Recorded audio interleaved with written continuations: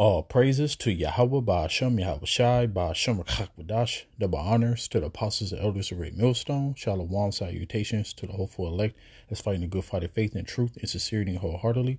Shalom to the Akwath, which is the women believers. Shalom to you. All praises, honor, and glory to Yahweh, Ba'ashem, Yahweh Shai. And as you see on the screen, it says, is America ready? Face the next major war or conflict? And the answer is no.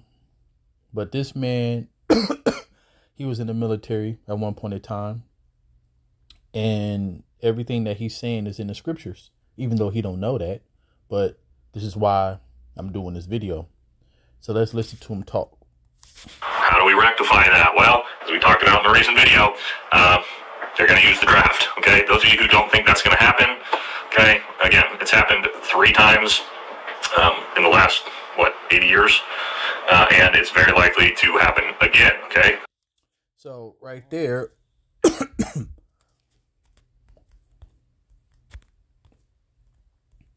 all of this is prophecy.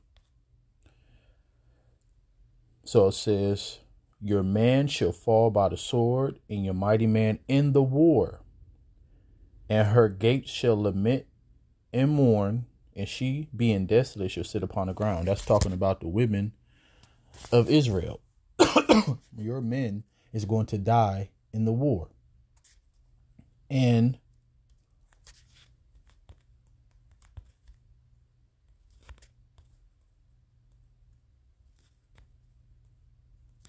it says, the virgin shall mourn having no bridegrooms, and the women shall mourn having no husbands. Their daughters shall mourn having no helpers in the war. So in the scriptures, it prophesy of civil wars, because you got to understand World War III is going to be going on in the Middle East, but also in Babylon the Great, also known as America, it's going to be civil wars. Lack of bread, famine,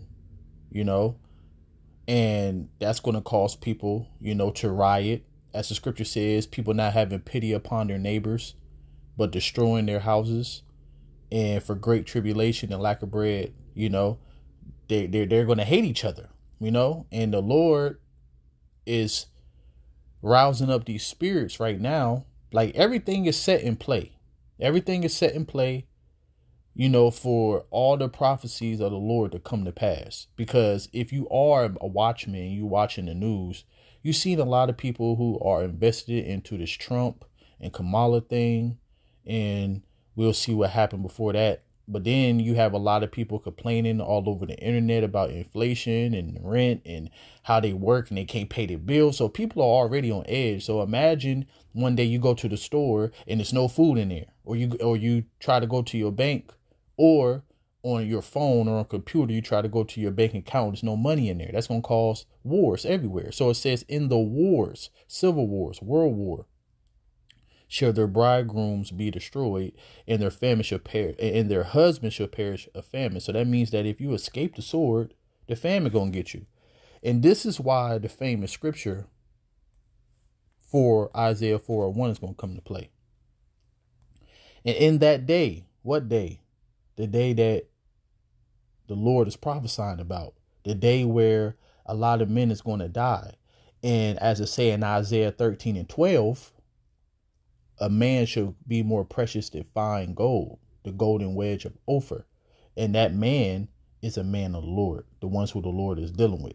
So in that day, 7 women shall take hold of one man, saying, we will eat our own bread and wear our own apparel. Let us be called by your name and take away our reproach. So the great humbling to you women is coming. But the point of this video is to show you that everything that this man is saying is prophecy. A World War III is coming. A draft is coming. That's why they started to restructure and change things about the draft through Congress. It's not a coincidence that stuff like that is happening. If America gets drawn into a major war, we do not have the troops currently to fight that. They will enact the draft. Now, first, okay, they're going to, because I hear this comment a lot of my draft videos of veterans who think they're safe in their DD-214 blanket. Homies, you're the first ones to get recalled, okay?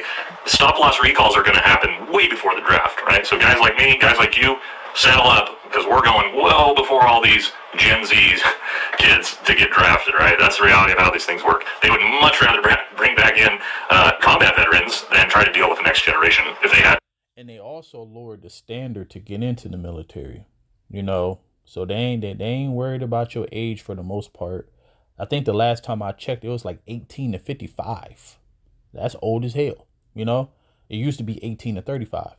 But yeah, so they ain't worried about if you graduated. They ain't worried about really your health. I mean, you really probably had to be in a wheelchair for you not to get put in the war, So yeah, the draft is coming.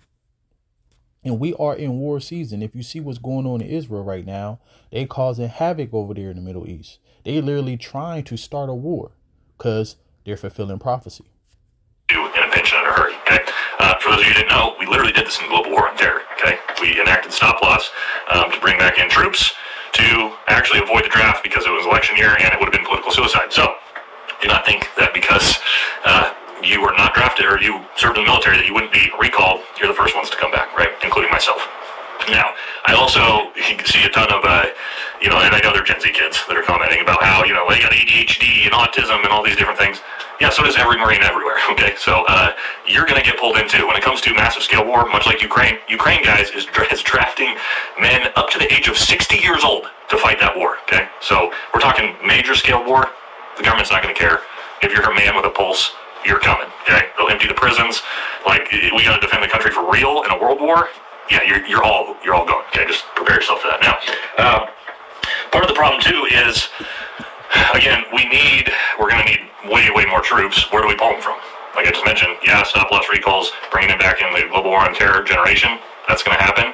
Unfortunately, the generation behind that, Gen Z, is not by the numbers, okay, from statistically, almost 80% of Gen Z kids not qualified to join the military, and you could draft them, okay, but they would be absolutely worthless to the military as a soldier or fighting force. So it doesn't even really do us any good to, draft a bunch of Gen Z kids who've been coddled in their safe space their whole life and send them to the front lines.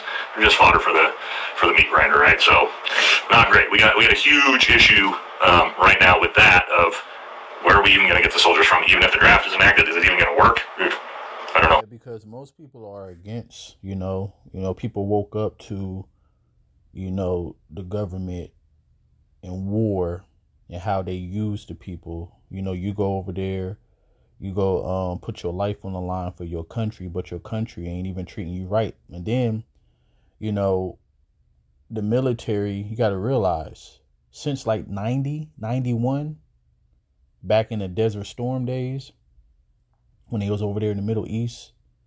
And then you can even say, since like 2006, like when they really was like over there, with the September, 9/11, they went over there to the Middle East. But like for a good 20 years, America really been chilling. They haven't really been in war like that, so 20 years. And then we are a country that is spoiled. All this electronics, access to whatever you want, we got the worst food. That's why when you go over to other countries and you look at their ingredients on foods and you look at our ingredients, we got like 20 to 30 more words that you cannot pronounce that's in the food. So, Americans are weak. The food bugged them out. Your body is deteriorating, and America, that's why the scriptures talks about who live deliciously and who have no gates or no bars, because you never thought that, because you don't know prophecy, you never thought that, we'll go into war or it'd be a draft again, or World War I and World War II, that won't happen again. So you got people that's lackadaisical. And yeah, and let's be real. Is anybody really in America ready for war? Like the man was saying in the video, he's saying, guess what? The ones who served in the war before, you're going to be the first ones getting called back. And he just said, like, Gen Zs is really, they're going to get drafted though, but Gen Zs is not going to put up any type of fight, So America have been weakened, and for the purpose of fulfilling prophecy, because America is foretold to lose this war. And this is the war that end all wars. And our kingdom is coming after this war. So, moving on from that, obviously retention, not great. That's probably one of the biggest setbacks for the military right now, in America going forward, because this isn't just... Another thing, too. So, like I said, back in the 90s, so and what happened, I think it's 1990 or 1991, the USSR disassembled. All right, so the Cold War was ended. And, all right, Russia was weak. That's why when you go to Ezekiel 38, it talks about, I'm going to put hooks in your jaws and bring you back, you know, to that old Soviet Union spirit, you know. So when the Eastern Bloc of Europe disassembled, America really got lackadaisical. You know, they start putting their money into, you know, technology and, you know, a whole bunch of gadgets, and got a lot of people hooked on social media. You know, most Americans don't even work out. You know what I'm saying? So, like, yeah, America's cooked. The military is about all of America, because in a major scale war, as you can see in Ukraine, it affects everyone, right? Not like the global war on terror, where you all got to sleep soundly in your beds at night and not care and not have to worry about the fact because you had, veterans, global war on terror veterans who were out fighting the war across the world without you ever being affected by it. It's not going to be like that in this next one, right? Now, this war is going to touch everybody. And the reason that it's going to touch everybody is because, like I said earlier, matter of fact, let me get this real quick. So while World War III is going on, this is going to be happening.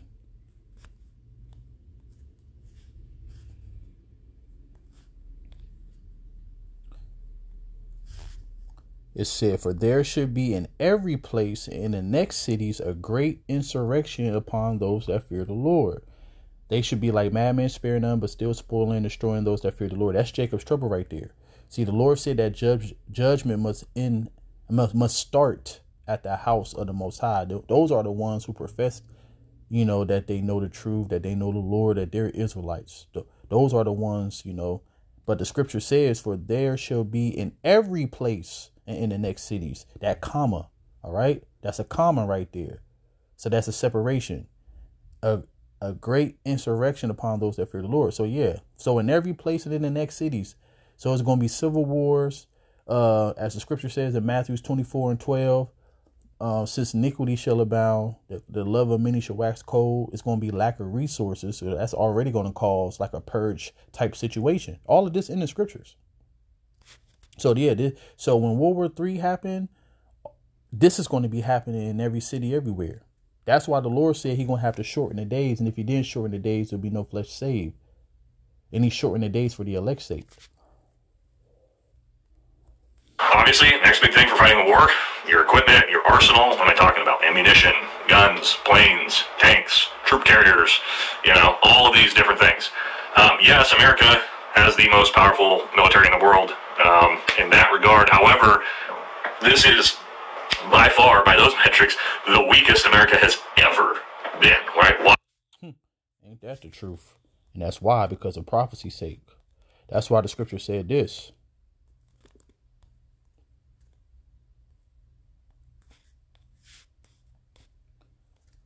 It said, proclaim ye this among the Gentiles, prepare war, wake up the mighty man, let all the men of war draw near, let them come up, beat your plowshares into swords and your pruning hooks into spears, agriculture tools, into weapons.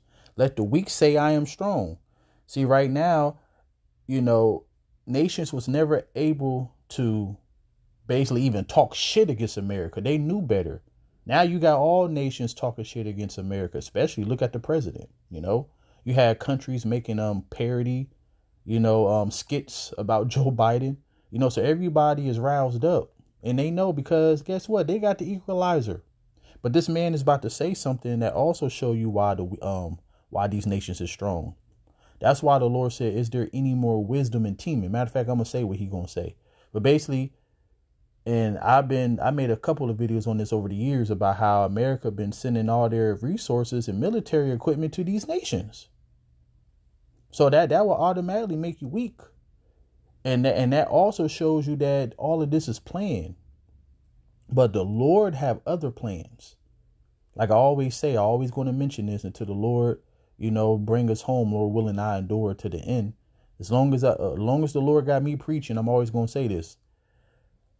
Albert Pike, he foretold 3 world wars, but the third world war of the so-called Jays and the Arabs and East and Elam, basically the Muslim countries, destroying each other. And after that, they're bringing forth their new world order. That's their hope. But but they don't understand that the Lord said that this is the war that's going to end all wars. So, verse 11, assemble yourselves and come, all you heathen, gather yourself together round about thither, cause your mighty ones to come down, O Yahweh. In that regard, however, this is by far, by those metrics, the weakest America has ever been, right? Why? Okay, we have to consider where billions, hundreds of billions of dollars of our equipment is, okay? 100 billion of it is currently in the hands of the Taliban. Taliban, that's dealing with Afghanistan, which that's what you would call, it's a mixture, but majority Elam, who they are, in conflict with right now, Hezbollah, but they are Iranians, okay, which in the scriptures they're called Elam. Hand it over, okay? We didn't, all of that military equipment that we sent there, we didn't bring it back, okay? So we don't have that anymore. Now, the other thing that most people don't realize, they think, oh, well, we sent Ukraine $200 billion. No, we didn't send them $200 billion. We sent them $200 billion worth of equipment, okay? So we're talking about the HIMARS systems, which is a rocket system that they use. You can look up what it is. I don't really want to get into trying to explain it, but it's basically a massive artillery, I guess you could call it, rocket that goes way up in the sky and comes straight back down. That reminds you of the scripture, my sword shall be bathed in heaven, Isaiah 34:5. To attack defensive fighting positions and whatnot. Ukraine are using our HIMARS right now, okay? Not only that, but just straight up ammunition for our guns. Basic ammunition. When I was still in, we were literally emptying our reserves of ammunition from First Most Forces Group in Okinawa and sending it to Ukraine, okay? Yeah, and I actually did a video on that, I think a couple of years ago, because they've been sending all of their military equipment, ammunition over to Ukraine to defeat Russia, with which, if they knew prophecy, they wouldn't even bother. All right, because Russia is going to be the ones that's going to take America down.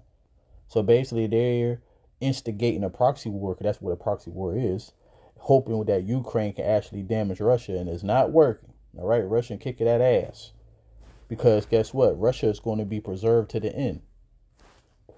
Okay, so that's happening all over the military. So no, we are not that well equipped as you might think, because we've shipped in all the foreign countries, and we are not ready to engage in a massive war. Okay, so how would we shore that up? Well, production's got to ramp up, which means potentially in things like World War II. So yeah, so that's pretty much the end of the video, and I'm gonna end it on this, because the nations understand this, that you're not as strong as you used to be, buddy. It says, hell from beneath is moved for you to meet you at your coming. It stirred up the dead for you, even all the chief ones of the earth. It have raised up from their thrones all the kings of the nation. This talk about reincarnation. All the ancient kings is back, and all the ancient kings have their eyes, evil eye, towards Babylon the Great. Hell from beneath that is moved for you to meet you. That's talking about death, the grave. And it says, all they shall speak and say unto you, are you also become as weak as we? Are you become like unto us? That's why the scripture said, let the weak say I'm strong. Ain't nobody scared of Babylon the Great no more. Your pump is brought down to the grave, and the noise of your valves, the worm is spread under you. Your worms cover you. So that means that your military is corroding, your infrastructure, America, is corroding. And how are you fallen from heaven, O Lucifer? How are you fallen from your status? Yahweh Shai said in Luke 8 Luke, is it 10 and 17? No, 10 and 14. He said, I beheld Satan falling from lightning, like from I behold Satan falling from heaven like lightning. And it said, how are you cut down to the ground, which did weakest the nation? So this is your also Matter of fact, let me finish this video. You know, all of these civilian-based companies and plans might get drawn into producing weapons, producing ammunition, things like that. What does that mean for you as a civilian? Maybe you no longer get your iPhone or your new cars or whatever because we're fighting a war effort, right? This is the way it worked in World War I, World War II, and it would work that way in this one as well. Now, if you compare our readiness to a country like China, okay, manning, way behind. Equipment, way behind. Ammunition, all these things, we're way behind by the numbers, right? The only thing that we have a mass advantage over an adversary like China is our naval power, okay? Our aircraft carriers, all like that. We own the sea. No one's coming close to that. That shores up a lot of disadvantages for us, okay? And it's going to make it very difficult for, most countries to try to combat the United States unless... Now, that's what it was. So, yeah, that's not true because, just to jump straight to the point, This is the least of the flock should draw them out, which bringing the small hats is going to instigate war so bad that America is going to have to come and help them over there in the Middle East. But this is what the Lord said was going to happen to them. So it says the earth is moved at the noise of their fall. Whose fall? Israel and America. At the cry, the noise thereof was heard in the Red Sea. So, yeah, so we supposedly have the strongest Navy, but scripture says otherwise. You're not going to win in any way, fashion, or matter of fact, what's this? I'm thinking of this scripture right here. I hope this is right. It just popped in my mind. Yep. The mighty men of Babylon have forborne to fight. They remain in their holes. Their might have failed. They became as women. They have burnt their dwelling places. Her bars are broken. So this is talking about over there in the Middle East and in America. Because remember, all hell going to be breaking loose. The scriptures talks about how the mighty man is going to be humbled in that day. And it said one post, which is the news, one post shall run to meet another, and one messenger to meet another, to show the king of Babylon that his city is taken at one end. See? So America is going to perish over there in the Middle East. And it said, and the passages are stopped. The reeds they have burnt with fire, and the men were affrighted. So yeah, it ain't going to have no way to escape. So I'm going to finish the video out.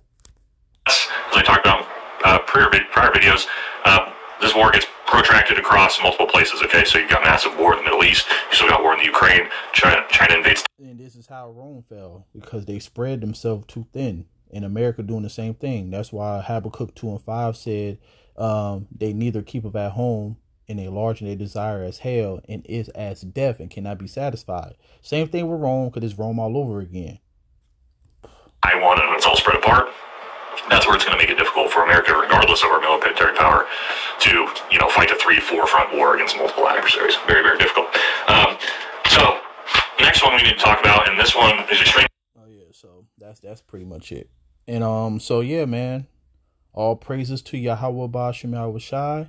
You realize that everybody is speaking prophecy, even though they don't know the scriptures. So that's why the prophets is the most important, because everybody could say, some good news, some good explanations about things, but we could tie it to the scripture. So all praises to Yahweh Ba'Shem Yahweh Shai and Shalom.